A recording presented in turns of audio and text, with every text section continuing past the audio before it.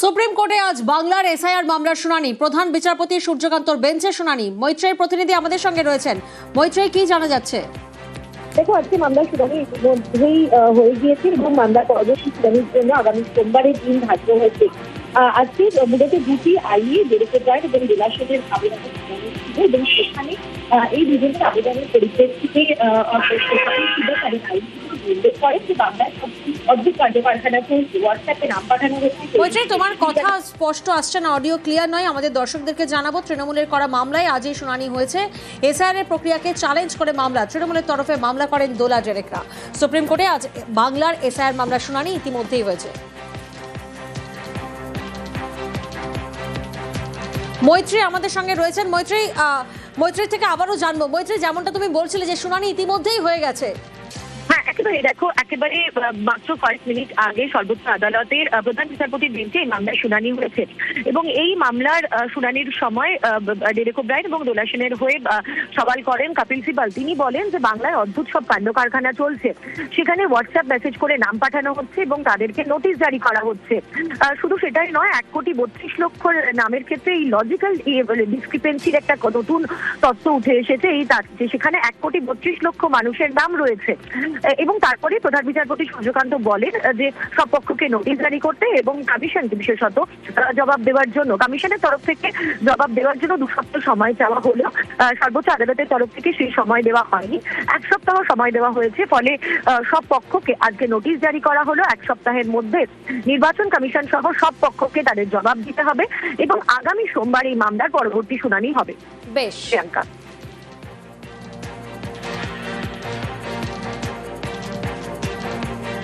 শ্রমিক বিক্ষোভে হিমঘরে উত্তেজনা, শ্রমিকদের ন্যায্য দাবি থেকে বঞ্চিত করার অভিযোগ, আর তাই বিক্ষোভ। একাধিক অভিযোগে হিমঘরে বিক্ষোভ। হিমঘর কর্তৃপক্ষের সঙ্গে আইএনটিটিউসির কর্মীদের বচসা। সুকান্ত প্রতিনিধি আমাদের সঙ্গে রয়েছেন। সুকান্ত, পশ্চিম মেদিনীপুরের চন্দ্রকোনা 1 ব্লকের এই ঘটনা, কিন্তু এই বিক্ষোভের কারণ কি? কি অভিযোগ মূলত সামনে আসছে? দেখো, মূলত যেটা শ্রমিকরা দাবি করছেন যে তাদেরকে যে মজুরি দেওয়ার কথা ছিল সেই মজুরি দিচ্ছে না, উপরন্তু এক্সট্রা টাইম যে খাটানো হচ্ছে তার জন্য যে উপযুক্ত পয়সা, সেই পয়সা দেওয়া হচ্ছে না এবং তাদেরকে স্থায়ী কর্মী হিসাবে নিয়োগও করা হচ্ছে না। এই নিয়ে কিন্তু চন্দ্রকোনা 1 নম্বর ব্লকের মহালক্ষ্মী কোল্ড স্টোরেজে একটা বিক্ষোভ হয়। সেখানে চন্দ্রকোনা 1 ব্লকের শ্রমিক সংগঠনের তৃণমূলের নেতা তিনিও ছিলেন এবং তৃণমূল কর্মীরাও ছিলেন। সেক্ষেত্রে কিন্তু মালিক সাথে একটা বচসা তৈরি হয়।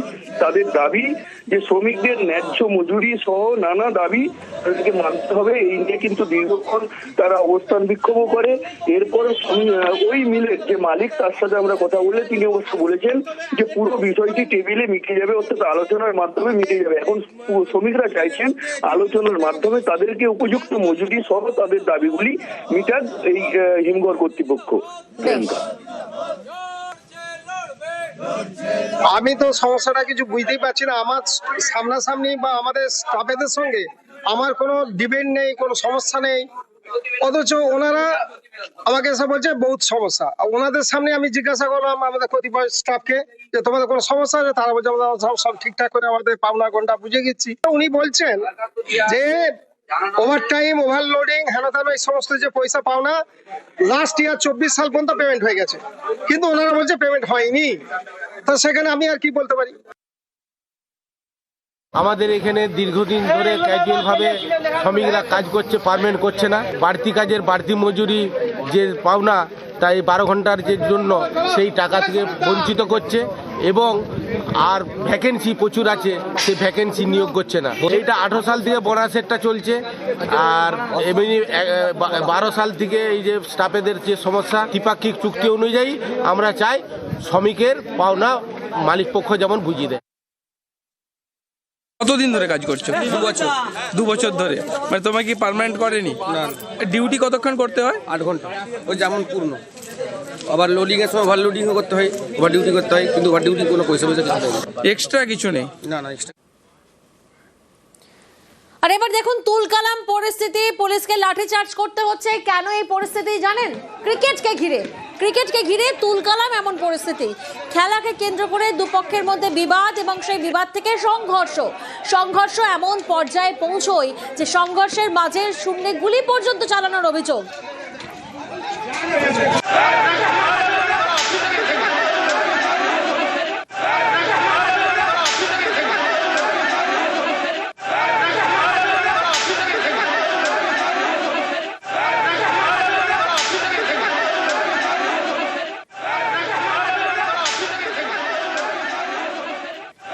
দীপক প্রতিনিধি আমাদের সঙ্গে রয়েছেন। দীপক, প্রথমেই তো তোমার থেকে জানার চেষ্টা করবো যে কি নিয়ে এই গন্ডগোলের সূত্রপাত, কেন এমন পরিস্থিতি হলো, কিন্তু তার আগে পরিস্থিতিকে নিয়ন্ত্রণে আনা সম্ভব হয়েছে?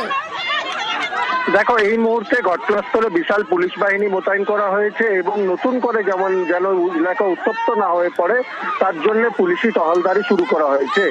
দ্বিতীয় হচ্ছে কি, গন্ডগোলের সূত্রপাত কোথায়? গতকাল বিকেলে কুলটির বরাকরে একটি খেলার মাঠে খেলাকে কেন্দ্র করে পরে বিবাদ শুরু হয় ছোট ছোট বাচ্চাদের মধ্যে। এরপরে এই বিবাদ দুই পাড়ার মধ্যে বদলে যায় এবং এক পক্ষ আরেক পক্ষকে লাঠি নিয়ে হামলা চালায়। খেলার মাঠেই দুই পক্ষ লাঠি নিয়ে একের উপরে হামলা চালায়, যে তাতেই কিন্তু বেশ কয়েকজন আহত হয়। ঘটনার মীমাংসা গতকালকে বিকেলেই পুলিশ এবং স্থানীয় নেতাদের পক্ষ থেকে করে দেওয়া হয়েছিল, কিন্তু আজ সকাল থেকে নতুন করে এলাকা উত্তপ্ত হতে থাকে। যত বেলা বাড়ে ততই এলাকা উত্তপ্ত হয়ে যায়। পুলিশ ফাঁড়ির সামনে, বরাকর পুলিশ ফাঁড়ির সামনে দুই পক্ষ জড়ো হয় এবং এক পক্ষের উপরে আরেক পক্ষ ইট বৃষ্টি যেমন করে, অন্যদিকে অভিযোগ উঠেছে কি এক পক্ষ শূন্যে বেশ কয়েক রাউন্ড। দীপক, এখানেই বোঝার চেষ্টা করবো এই দুপক্ষ কারা, অর্থাৎ ক্রিকেটের যে ম্যাচ হচ্ছিল যে টিমের মধ্যে, তারা কি স্থানীয়রা?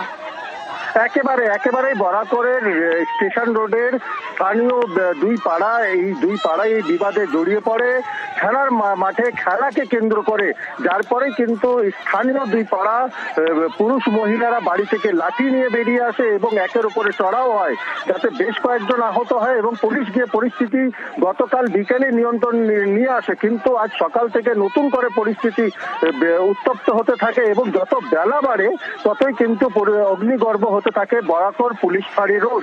যখন আজ পুলিশের ফাঁড়ির সামনে যেইভাবে শূন্যে কয়েক রাউন্ড গুলি চালানোর অভিযোগ উঠেছে, তাতেই কিন্তু প্রশ্ন উঠছে কি, এই এক পাড়াকে যখন গতকালই গন্ডগোল হয়েছিল পুলিশ সম্পূর্ণ নিয়ন্ত্রণে এনেছিল, তাইলে বাড়তি পুলিশ যদি মোতায়েন করা হতো বা পুলিশি টহলদারি বাড়ানো হতো তাইলে হয়তো আজকে এই ঘটনা ঘটতো না।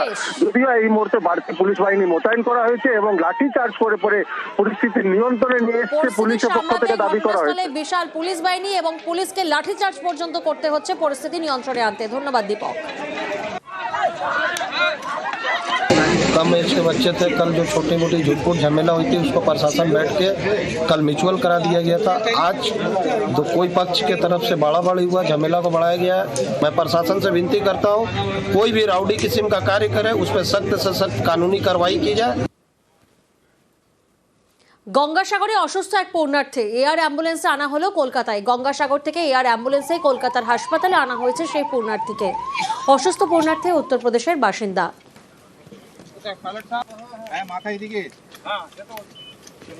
গঙ্গাসাগরে অসুস্থ হয়েছেন এক পূর্ণার্থী এবং এয়ার অ্যাম্বুলেন্স করে কলকাতায় আনা হয়েছে সেই পূর্ণার্থীকে।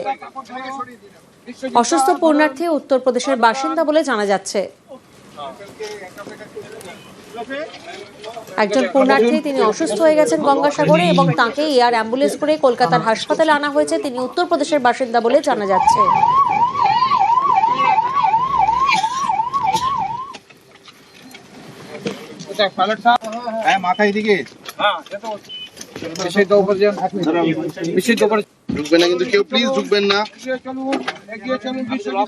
ওনার শ্বাসজনিত খুব সমস্যা, গঙ্গাসাগর হসপিটালে, ওই অস্থায়ী হসপিটালে এর আরো ভালো চিকিৎসা দরকার নেই। রাজ্য সরকার সদা সচেষ্ট কোটি কটা পুণ্যার্থীকে যাতে আরো ভালো চিকিৎসা দেওয়া যায়, তার জন্যই তাকে কলকাতার আরো সুপার স্পেশালিটি হসপিটালে স্থানান্তরিত করা হলো।